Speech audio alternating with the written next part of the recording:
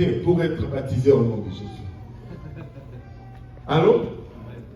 Déjà, la robe qu'on te donne pour porter, tu dis, mais Seigneur,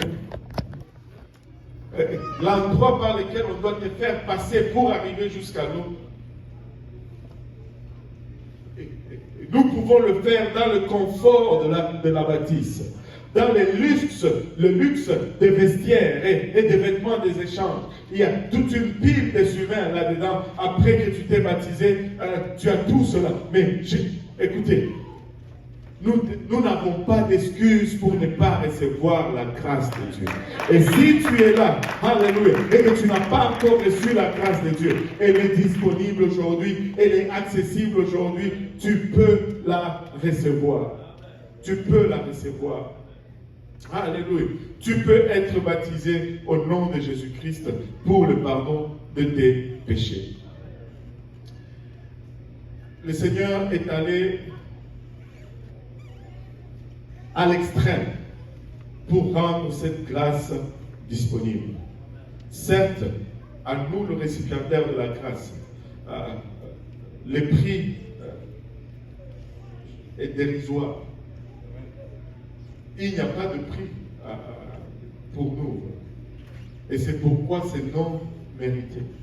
Et si nous regardons celui qui a produit cette grâce, ça lui a coûté sa vie, ça lui a coûté son honneur, ça lui a coûté toute l'humiliation du monde, ça lui a coûté des souffrances atroces, ça lui a coûté des clous dans les mains, des clous dans les pieds, ça lui a coûté une lance dans ses côtés, ça lui a coûté une couronne sur la tête, ça lui a coûté une flagellation horrible et c'était pénible et difficile. Mais il a rendu cela disponible pour nous aujourd'hui.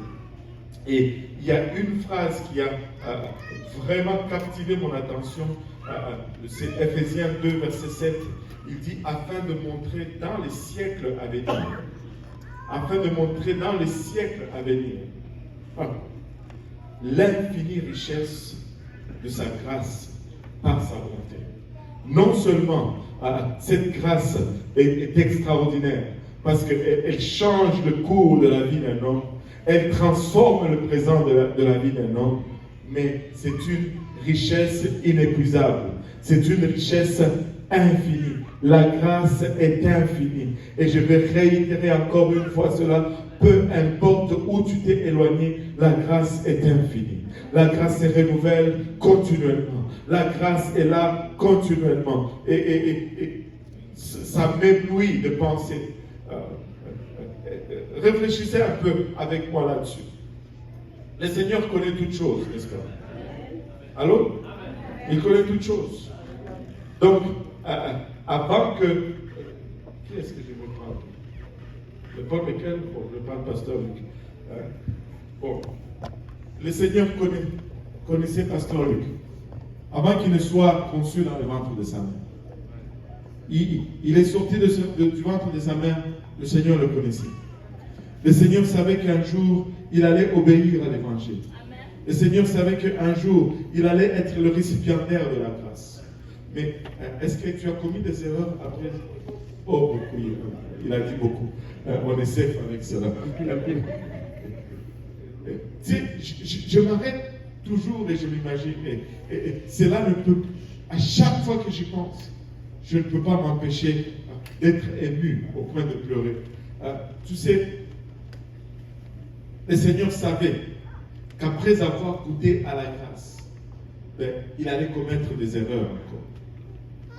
Beaucoup comme ça. Mais malgré cela,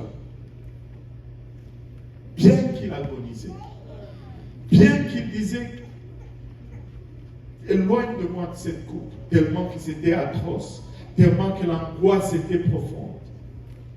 Et à cela, tu ajoutes le fait que ces gens pour qui je meurs, ils vont se moquer de la grâce. Ils vont abuser de cette grâce. Malgré cela, ça ne l'a pas empêché un seul moment d'aller jusqu'au bout. Je ne sais pas pour vous, mais moi, si j'étais à sa place, peut-être que j'allais être d'accord au début. Mais quand j'allais voir comment les gens réagissent, après avoir goûté à la grâce, j'allais dire non, non, non.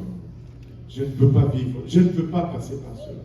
Mais il est quand même allé jusqu'au bout, afin qu'il nous montre l'infinie richesse de sa grâce.